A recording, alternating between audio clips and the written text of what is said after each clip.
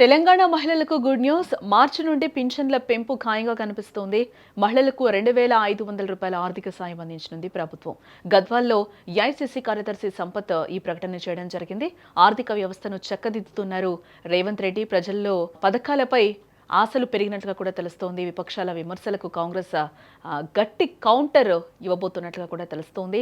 తెలంగాణలో రేవంత్ రెడ్డి సర్కార్ పగ్గాలు చేపట్టినప్పటి నుండి సంక్షేమ పథకాల అమలుపై నిరంతరం కసరత్తు చేస్తూనే ఉంది.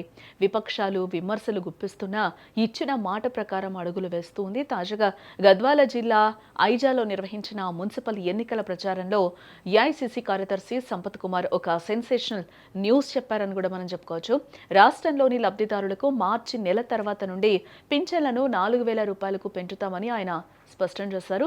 కేవలం పింఛన్లు మాత్రమే కాదు, మహాలక్ష్మి పథకం కింద అర్హులైన ప్రతి మహిళకు నెలకు 2,500 రూపాయల ఆర్థిక సహాయాన్ని కూడా త్వరలోనే ప్రారంభించబోతున్నట్లు ఆయన ప్రకటించారు.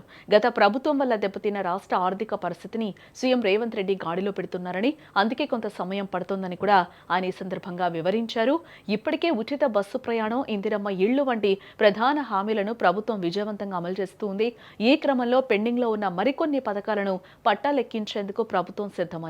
సంపత్ కుమార్ చేసిన ఈ వ్యాఖ్యలు ఇప్పుడు రాష్ట్ర వ్యాప్తంగా చర్చనీయాంశంగా మారింది. మార్చి తర్వాత నుంచి లబ్ధిదారుల ఖాతాల్లో నగదు జమ కానుందనే వార్త మహిళల్లో కొత్త ఆశలను నింపిందని కూడా మనం చెప్పుకోవచ్చు. ప్రభుత్వం ఆర్థిక క్రమశిక్షణతో ముందుకు వెళ్తూ సంపదను సృష్టించి పేదలకు పంచాలనే లక్ష్యంతో పనిచేస్తోంది.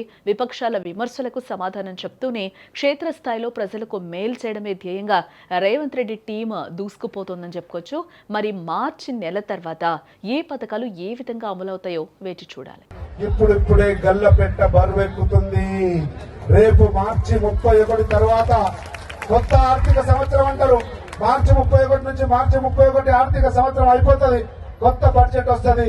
రేపు మార్చి 31 తర్వాత నేను ఈ గడ్డ మీద నుంచి చెప్తున్నా, మీ బిడ్డగా చెప్తున్నా, మీ పెన్షన్లు పెంచే బాధ్యత రేవంత్ రెడ్డిది, నాది, కాంగ్రెస్ పార్టీది.